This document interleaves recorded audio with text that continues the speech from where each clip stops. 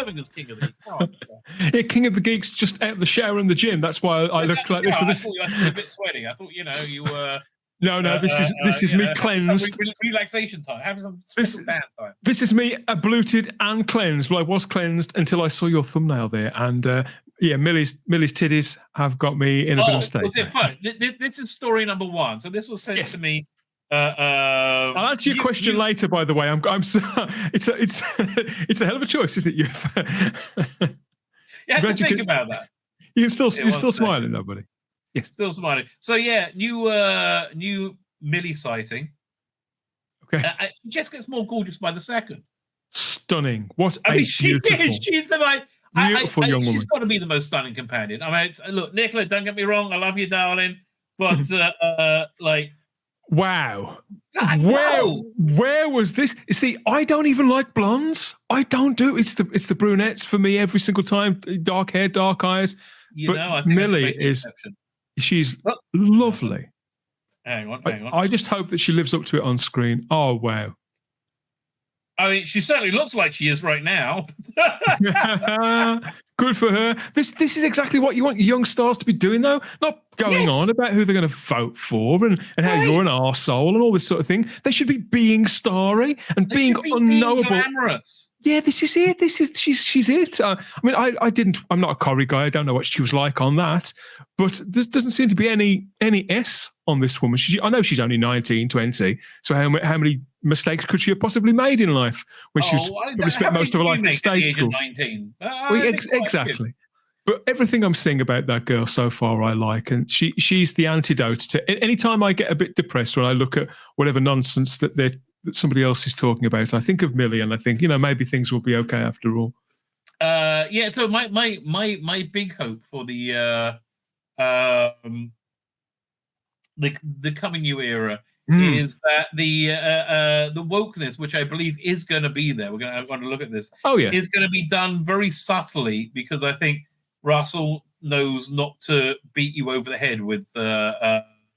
It was there in 2005. So it would be ridiculous to assume there was going to be no wokeness in New Doctor Who. There was before. Of course there is.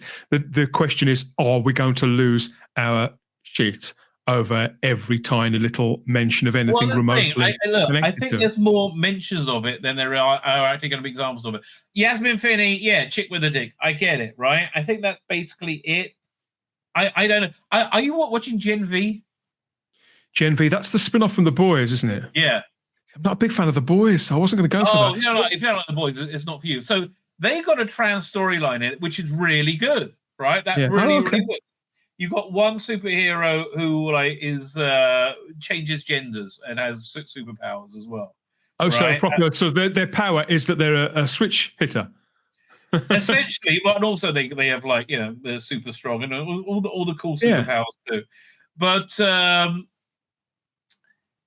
while it's very much on paper, it's very much on the nose. They're doing it very well, right? I find the storyline compelling, and I like the characters, which is what I think we're probably going to be getting here. However, Russell, mate, just shut up. Keep LGBTQ plus representation at the heart of this. Is the thing. This is the thing. Off. What? When people say, mate, and we see this expression quite a lot, actually less so now things have got quite militant.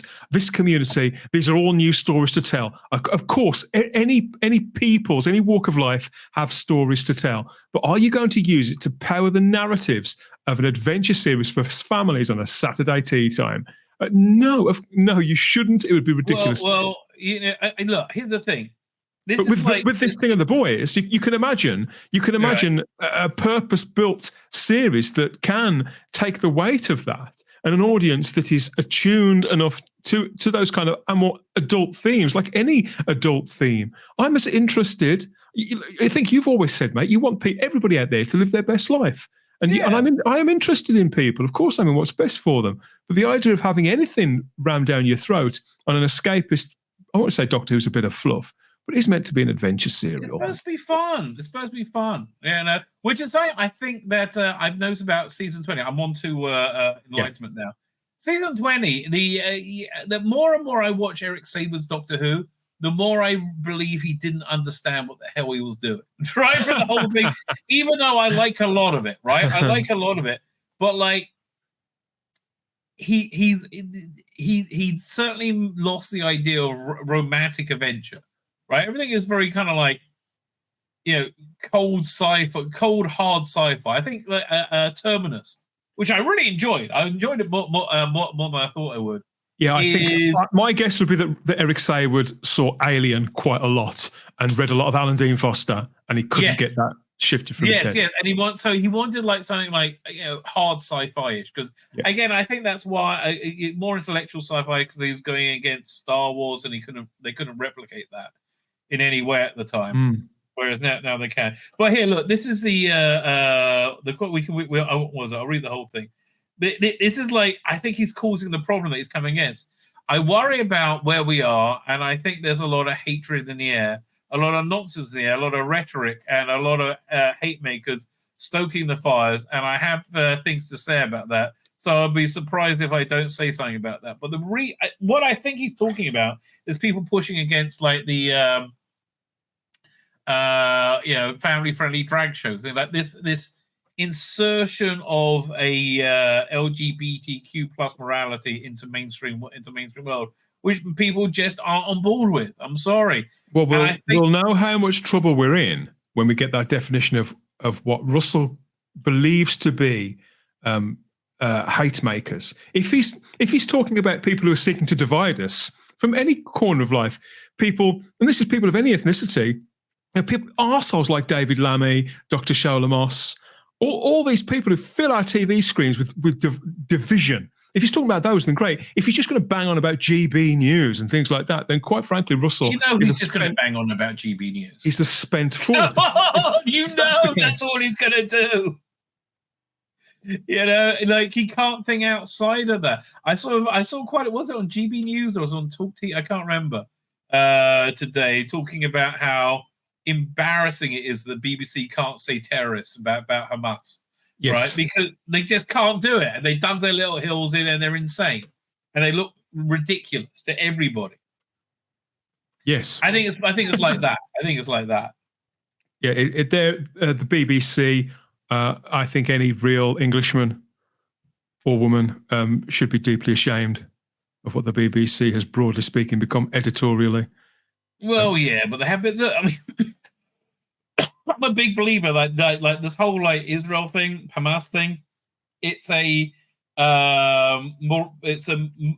morality barometer, right? So evil people will be apologists for Hamas. Oh man, the stuff I went over today, like it just keeps getting worse and worse and worse. Oh, I'm sorry to hear that, mate. They tortured people in the most children, the most obscene ways, like physically, like. And I'm not saying they misgendered them. It's just like before they murdered. It gets worse every freaking minute. It's unbelievable. Yeah, all that sort of suffering being done deliberately like that. Meanwhile, in Britain, they're talking about making misgendering and misogyny a crime next year. When it's unbelievable. It's insane. I heard there's something about Elon Musk might restrict X or Twitter in Europe because of their hate speech laws. Well, he'll have no choice eventually, otherwise he won't have a business. Because I guess so.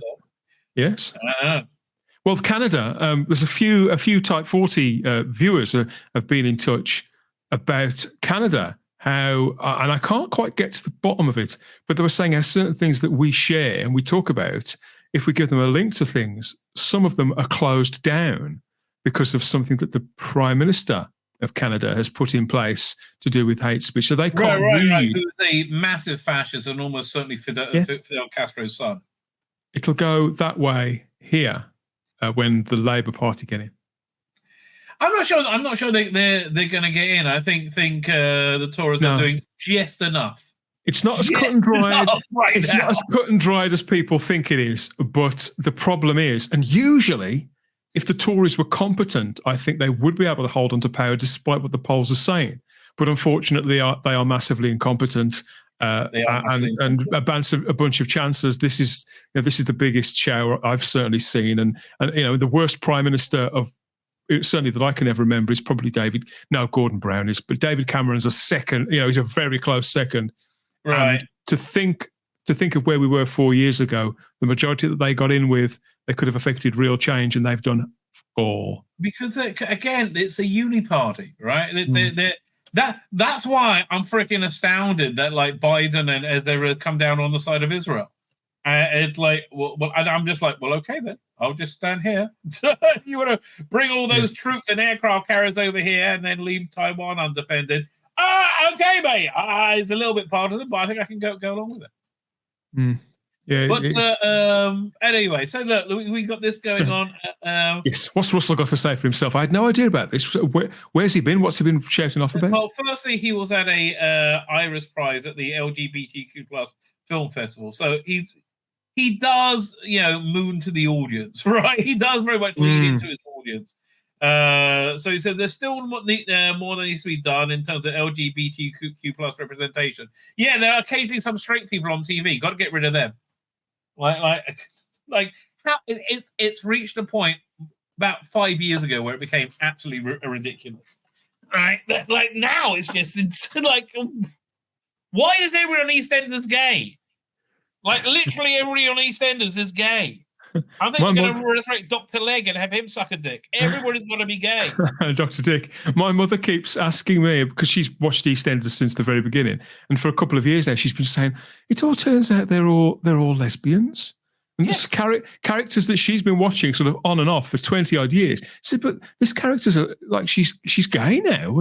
And my mother, she's 78, she's really confused why these middle-aged women on EastEnders all of a sudden munching rugs. It's because they all need to be removed completely. Everybody making TV needs to be removed completely from their jobs, right? They have no. I mean, like, I think one of the big reasons for the world's turned to gone to shit is because participation trophies 20 years ago makes a shitty world today. I was dead against that back then. In fact, it brought me to loggerheads with my mother-in-law at the time in that particular past life. Yes. In that regeneration of mine. That particular, I've had several mother-in-laws. That one, obviously I won't name her. She was very high up in social services, and yes, she very much took her work home with her, but she believed in all that sort of participation trophy. She was a big advocate of it, a big part of pushing it forward in the area at the NHS and all those kind of institutions. Colin Archer's asked, is Dot Cotton a lesbian? I thought she was dead now. She is, but that I wouldn't necessarily say that means no. That doesn't mean anything. Here we go. Carpet munching from the grave. Fine. So this is where was it? Davis recently returned as Doctor Who created a career of folk. Blah blah blah. He wants to write a third drama that says where we are now. He's talking about gay drama though, so okay, fine. I think as I'm getting older now, slowing down. Okay, honestly, I think we're going to have some trans characters, and that's basically it. Right? That's my guess. What do you think? I think you're probably right. I think you're probably right. I think there'll be some stories. I do think we're getting to the point where Russell, because he is getting older, I don't think he's as on the ball and on the pulse as he thinks he is, and he's approaching the point. He's approaching the point where he'll be a dramatic spent force. I don't think he's the kind of man that can go on indefinitely. I think he's very attuned to what people think and what people say with the people that he can relate to. That's why his characters have always, generally speaking, been very well built.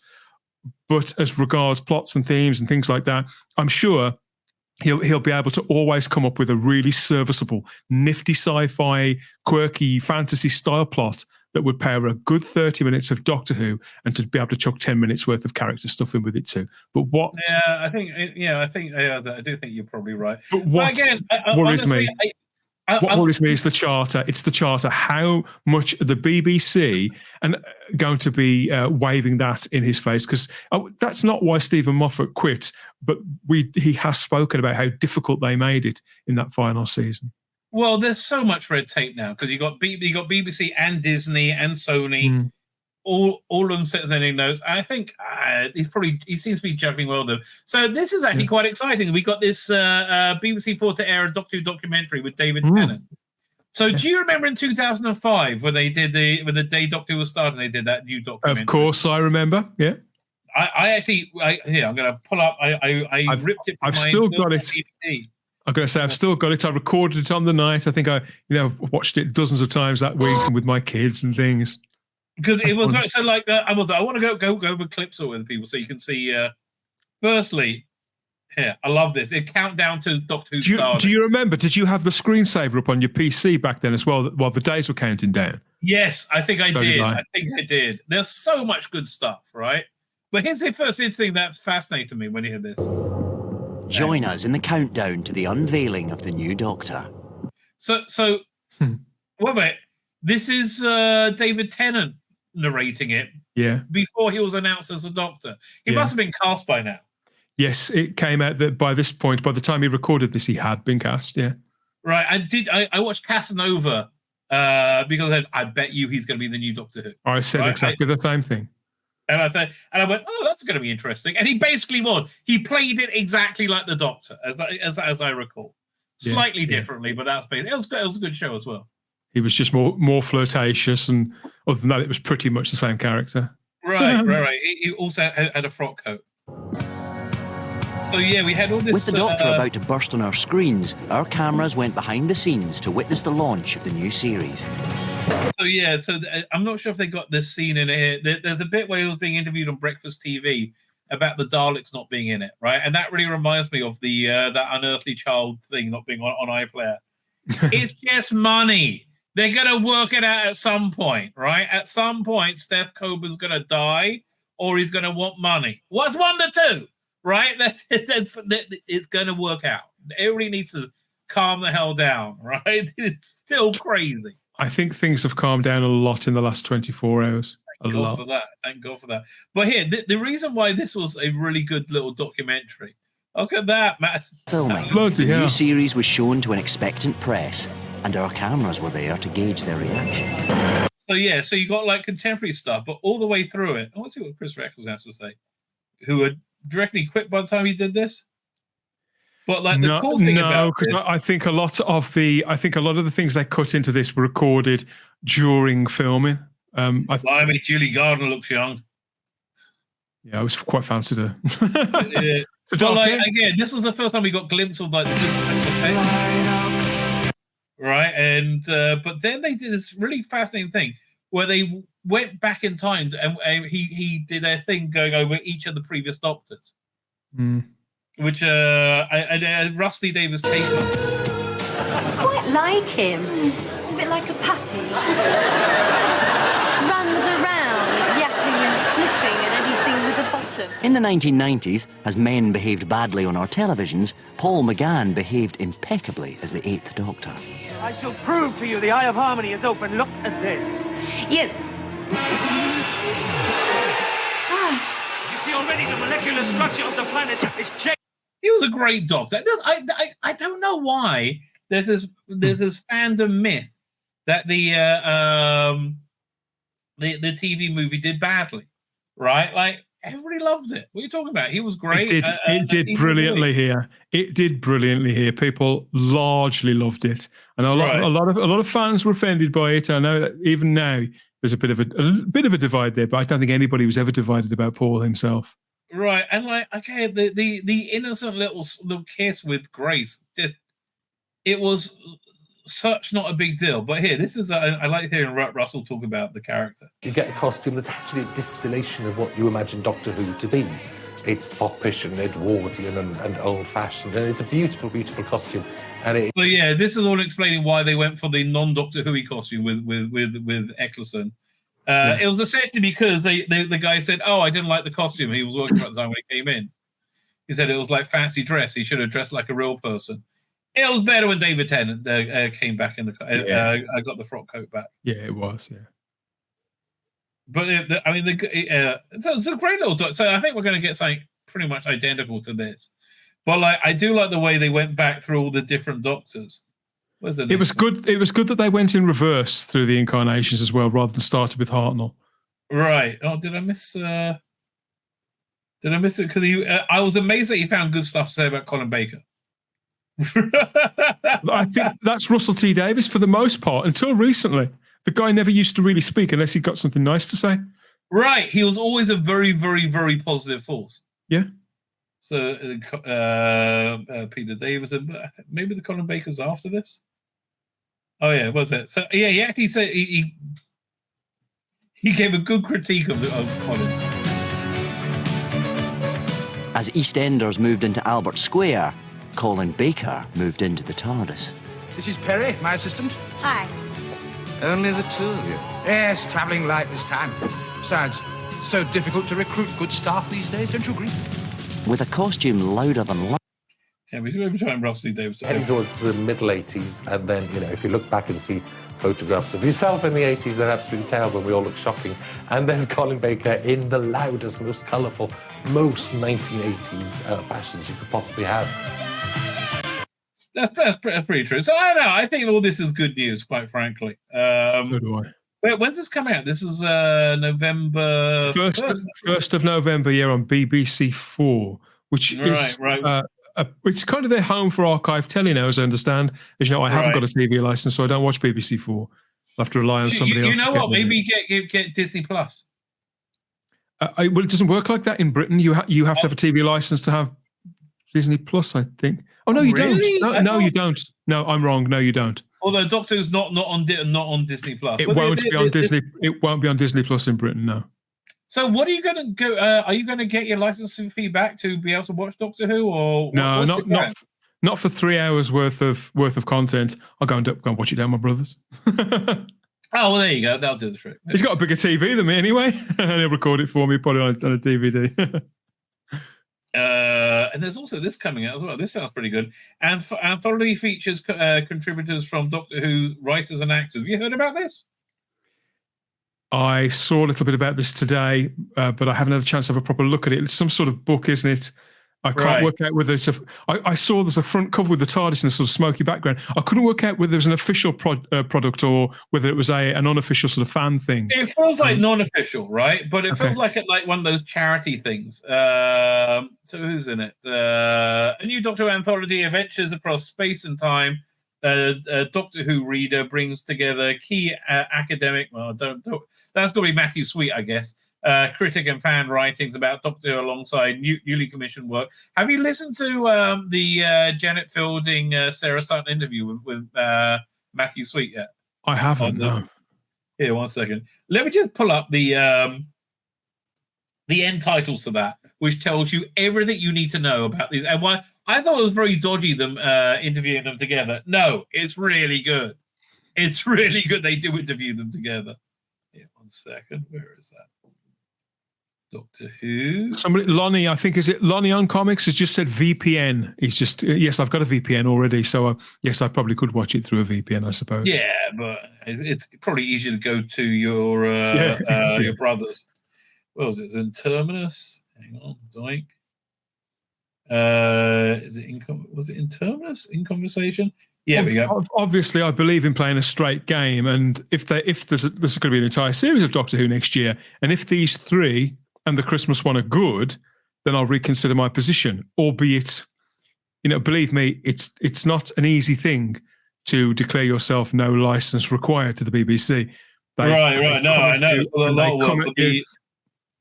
They come at you with letter after letter. If it's good, I mean, look, I'm basically getting Disney Plus just for Doctor Who. Here, check out these outtakes. These are brilliant. Final story, Legopolis. For f***'s sake. We'd love you to come and watch us in that story with brand new, updated effects in Regal movie cinemas. No, in movie theatres. In Regal movie theatres. It's good. Go on. I'm Sarah Sutton. And I'm Janet Fielding. We travelled with... We'd love you to come and watch us in that story with brand new, updated effects. It's fun, okay? I say it's a fun piece of content. You could feel Sarah Sutton's pain then, couldn't you? See, Sarah Sutton is just like a normal person who used to act when she was a kid.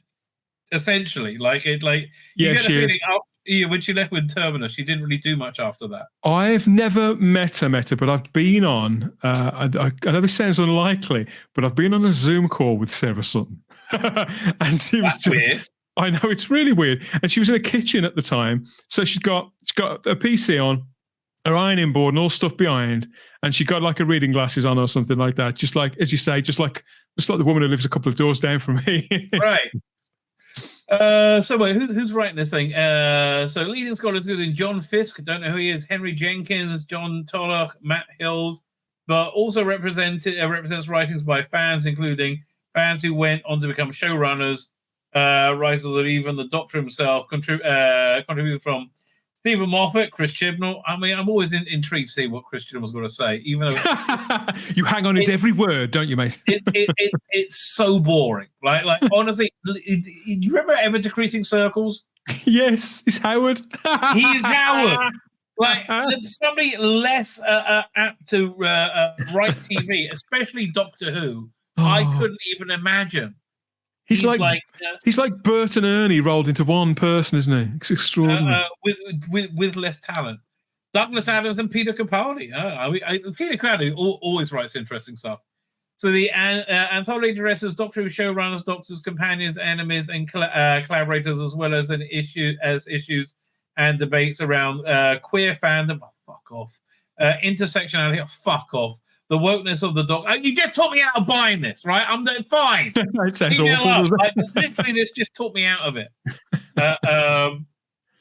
The Doctor fan media, including websites, podcasts, vlogs, fan activism, I guess, and questions of race and sexuality in relation to the show. Fuck off! Okay, the most race and sexuality there should be in Doctor Who is that bit in Remembrance of the Daleks when Ace spots the no coloured sign, right?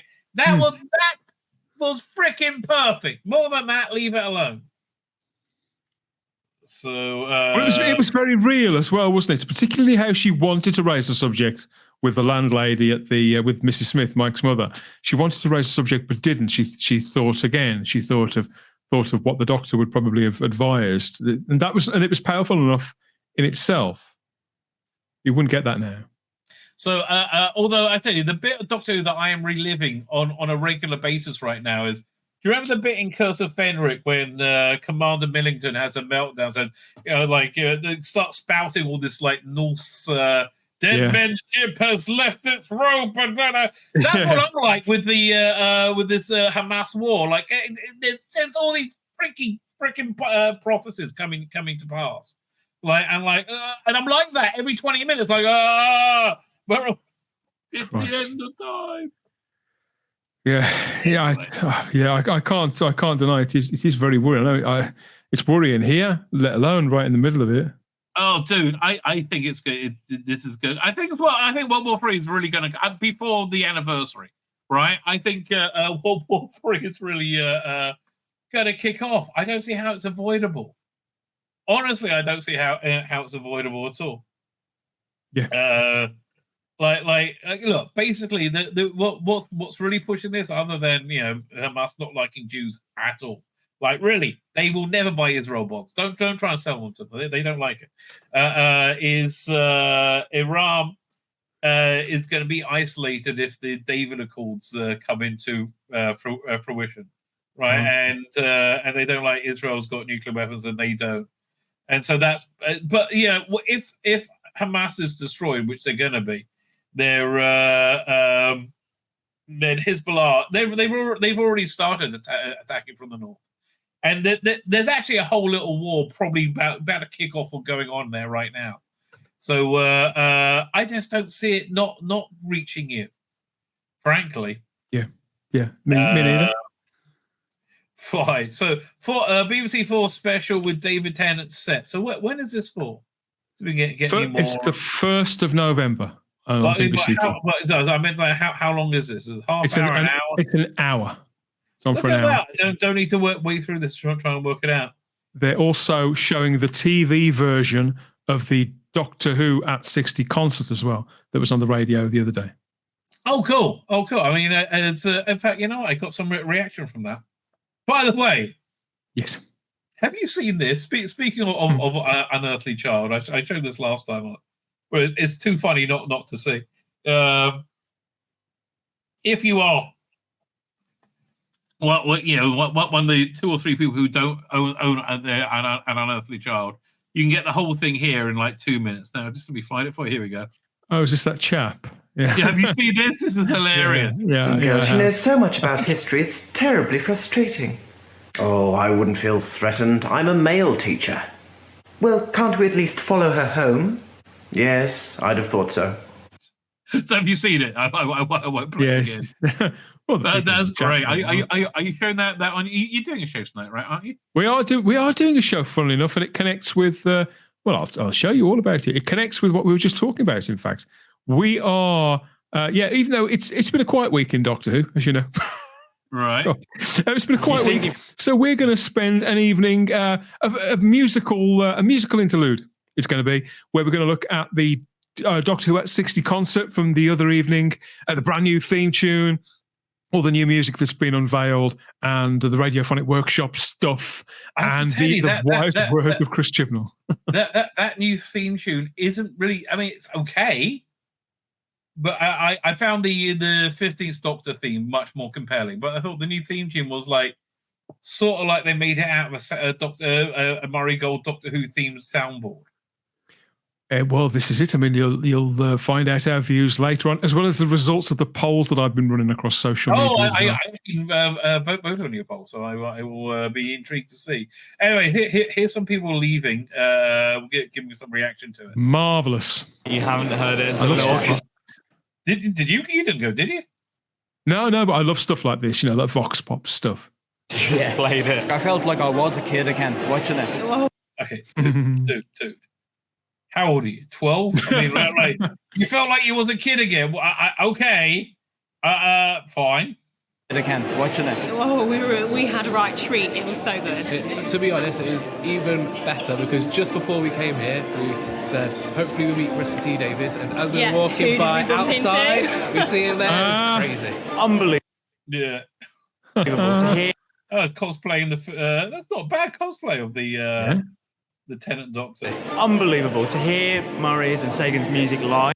Okay, fuck off. Nobody wants to hear Sagan's music live, okay? Nobody ever wants, like, his music, again, if his name was Reg Smith and he was a white bloke, he wouldn't have got an interview.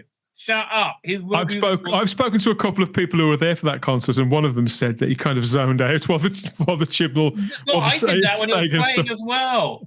It was like the weird noise. Shit. It was incredible, insane, just wonderful. I bawled my eyes out the entire time. When I spoke to him, I cried on it. It was a fever dream, honestly. It was just crazy. I mean, I would love to see. I love stadium shows as well. I would have loved to have seen it. Did you see the stadium show? Here Come the Monsters. I didn't. No, I didn't. I didn't see that one. That was one with Nigel Planer did it, didn't he? He played right. Nigel Planer and Nick Briggs as Churchill. That's it. Yeah, fabulous stuff. Yeah, I didn't see it. I wanted to. I don't know why I never got to any of those. I think Sarah. Again, that's something I nearly flew into England for it, but I couldn't find a time and a location where it's convenient with Sabbath. Right, it was always like right around the weekend. I was like, wanted to go to the London one. I would have loved to have seen it though. I'm still trying to process what we just heard and stuff. It's the best thing ever. Probably my favourite is hearing Noble Girl About Town again. It's got me excited for the new series. I really like Ruby's theme. And I don't think they played that yet, have they? Yes, that was on there. It's it's in the concert. It's definitely in the concert, and I think they've put it out as no, they haven't put it out as a video. No, they haven't. No, I haven't listened to the concert yet. I really should give it a go. Privileged to hear that. Ruby Sundays was brilliant. Yeah, really exciting, fresh, new. The new theme sounds incredible. Honestly amazing. Trouble is, they're playing Man and the Box is probably one of the best pieces of Doctor Who music ever. Right in the background, like it does. Like I I know. Look, after this, we'll listen to the 50s Doctor theme and we'll see it compared. Bumps as that was starting, honestly. But I think my favourite is I'm the Doctor. That is the one that stayed with me the whole time. Probably I Am the Doctor. It just always makes you so excited and just that's the match, right? All the strange creatures for me, because it was just like. Oh, I used to love that as well. Because again, that all the strange creatures, that was really a 2005 nostalgia vibe for me. Very much so. Pure nostalgia hit. For me, Doomsday, but the new 50 Doctor theme as well was just insane. I think the woman who fell away so like. Fuck off! It was shit. Well, range, it just felt so powerful. Dude, you're just trying to get laid. He doesn't even believe this himself. This is what a disingenuous twat looks like, everybody. Yeah, exactly. You're just saying what Twitter wants you to say. That was great. I felt the music. I love the Shepherd's Boy. Great. Shepherd's Boy. What's that one? That's the music from a Capaldi episode. I think it's some more Peter Capaldi music. Yeah. Oh, the 15th Doctor theme. Absolutely. I mean, this is Gallifrey was like. Hearing that, I just pulled my eyes out. It was one of those that I really wanted to watch. That's a lovely piece as well. Yeah, and I really loved the Shepherd's Boy, but also like the new stuff was amazing. Yeah. I can't personally choose. I've loved them for years. So I'm going to say the new theme. That's what I'm going to say. So let's have a listen to that. I'll say remove. Hang on. 15th Doctor theme. So I found the 15th Doctor theme much more compelling than the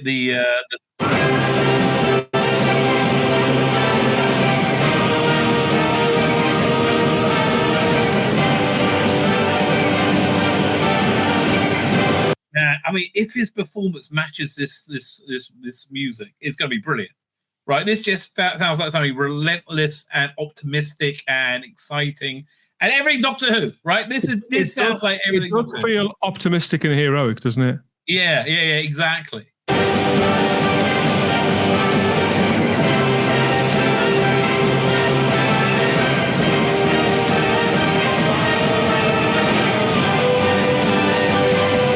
mean, the big thing they added in is like a chorus going, "Oh," that's really it.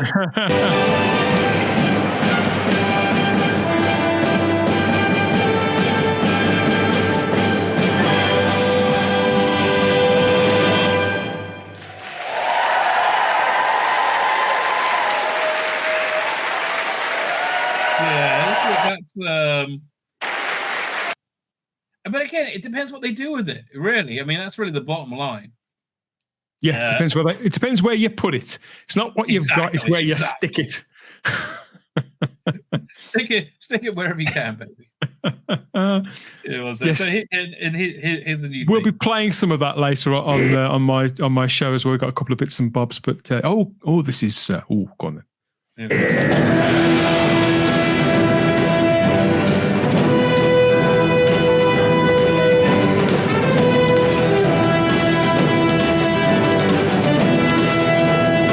I mean, it sounds too much like the Matt Smith thing. To be honest with you,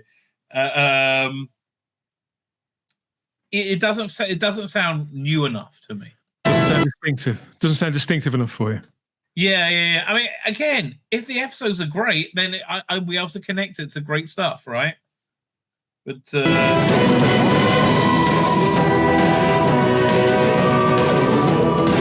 it's better than the Capaldi theme, which was god awful.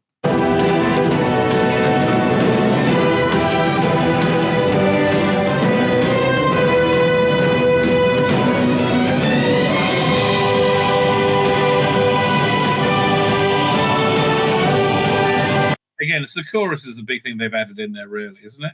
Yeah, that's a major change.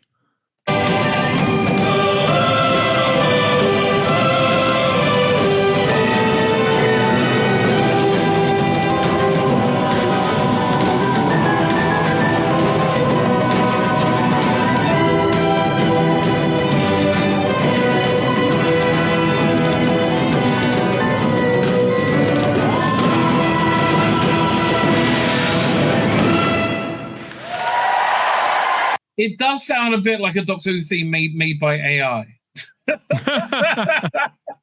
But By the way, I was going to watch the new Rick and Morty, but then I heard Tim Pool say it was just cringe because that's what it's without Justin Roiland. Oh, did they Me Too him? Was he caught doing something he shouldn't? No, he was accused of doing stuff that he shouldn't, and turned out that he wasn't. Oh, but they didn't bother apologizing to him and giving him back his series then. No. It's, no, of course not.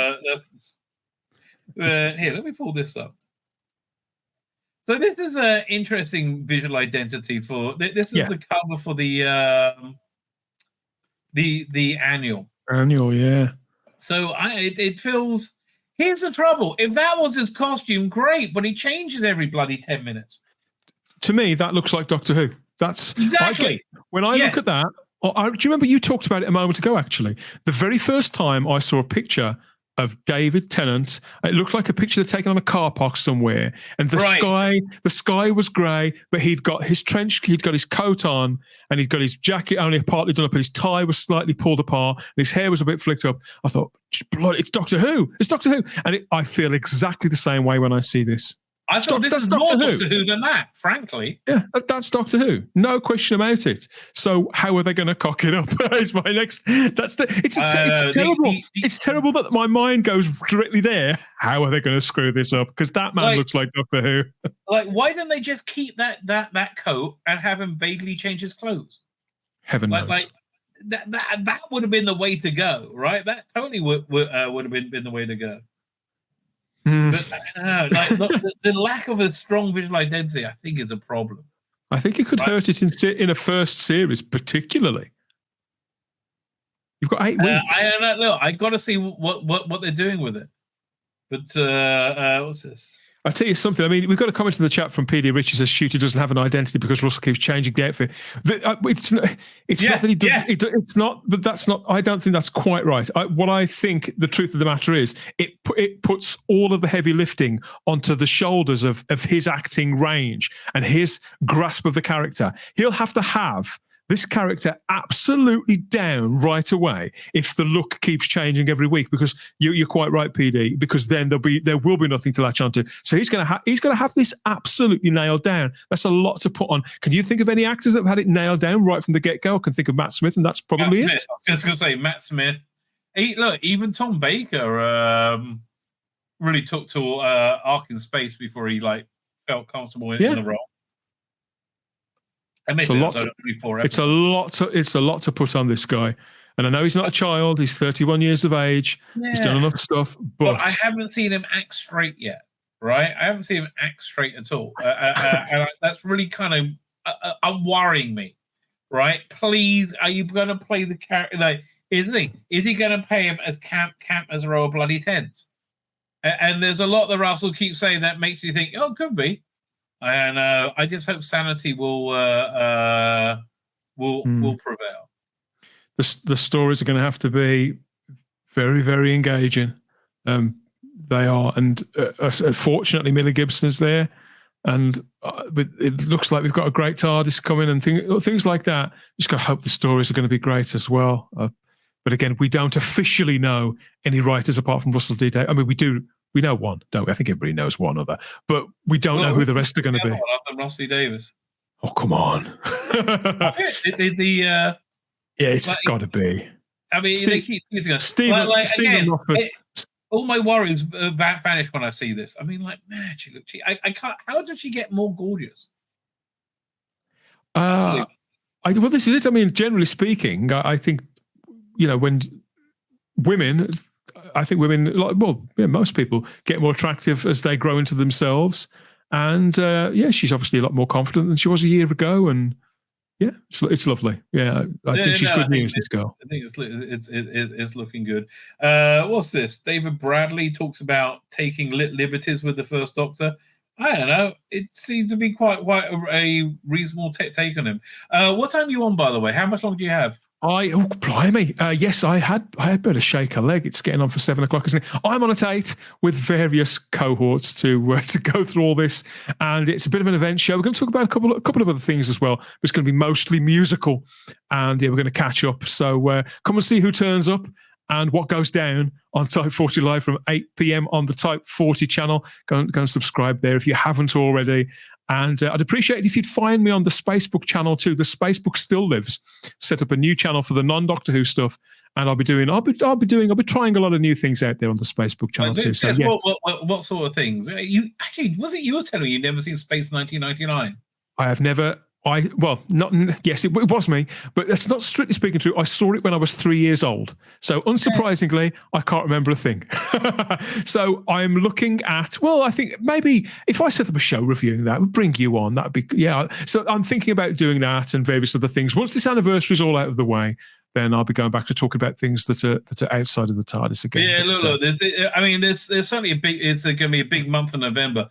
Well, I can't believe they haven't announced the stuff yet. I mean, like, there's at least 3 projects that are like completely non-announced. They talked about it in Doctor Who magazine.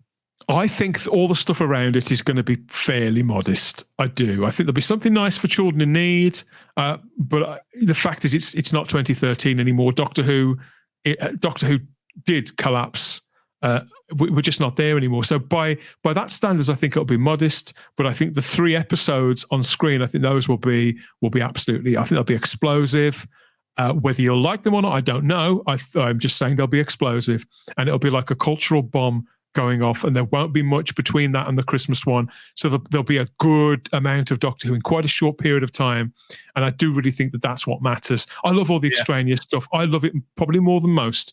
But I think we've got to prepare ourselves that probably what's been announced so far, there's not going to be a great deal more than that. There probably will be a surprise or two, but I'd say there won't be anything sort of major tentpole that's going to drop your jaw. You're just going to have to. The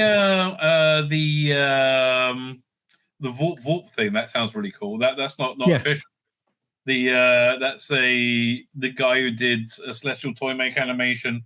Yeah, with Stephen's doing the voices. Doing the narration. That sounds really cool, right? That sounds like that. I'm really very excited about. Most of the really creative stuff and the stuff that will make fans go get the tingles is being done unofficially. When you could say that, the BBC are taking their off the, yeah, they have, and the fans have picked up the slack again. Yes, they have, but it is all out there, and yeah, it could be cost prohibitive to some people. I understand that. I have to cherry pick what I get to, but at least it could be a choice. It's much easier for me now because I get so much less from Big Finish. Yeah. I know. You used to be a completist, and you've really sort of dropped down. Well, right, I have got to leave you to it. Sadly, guys, I'll let you go. This is an interesting story that what we're going to cover. But hopefully, I'll be seeing you in about an hour. Yes, I'll be there, and so will the rest of them. Some of them. We'll have to wait and see who's there, won't we? Thank you, everybody, for listening to me rambling on. Stay safe, mate, and I'll speak to you in a couple of days, probably. Bye-bye. Doodle Pip, thanks for joining us. There we go. Fine. So there's an interesting answer is, the interesting little question. The short answer is, now, how real do you think this is? I have no idea, right? So somebody sent me this. I have no idea the veracity of it. The short answer is the British royal family has an archive of every or nearly every broadcast episode of television produced in the nation, including all the episodes of Doctor Who. Well, what's going on with that? I've been communicating with Prince William, who I know and who I've known for many years, and happens to be a big fan of the show. Well, if you are, then let's get a Dalek Master Plan back. He showed me the start of Power, though at the time I asked him to put it on pause as I didn't want to watch something that the rest of the world couldn't. The archive is a royal archive, and I don't know if there's a public record of it. But when showrunner Stephen Moffat was plotting the episode of The Great Intelligence, it was with the knowledge of the royal family had approved the release of those episodes. I mentioned in my message that they have released other episodes before, but always via indirect methods to mask the origin. So that's an interesting little rumor that they have literally everything. King Charles is sitting on Marco Polo. That's what it seems like, doesn't it? That's what it seems like. And of course, the other thing we heard about that's coming is colorization. So this is a fan thing. but it's a little colorization of the now lost story, Unearthly Child. Check this out. Yes, ship. This doesn't roll along on wheels, you know. You mean it moves? The TARDIS can go anywhere. TARDIS? I don't understand you, Susan. Well, I think I preferred it in black and white. I made up the name TARDIS from the initials, time and relative dimension in space. I thought you'd both understand when you saw the different dimensions inside from those outside. Let me get this straight. A thing that looks like a police box standing in a junkyard, it can move anywhere in time and space? Yes. Quite so. But that's ridiculous. I also think I prefer it in black and white, and I totally prefer the piss take, the 2-minute piss take version of it. Yeah, it just looks wrong. I agree with you, Mr. Jekyll and Hyde. Yeah, it does. It just looks wrong.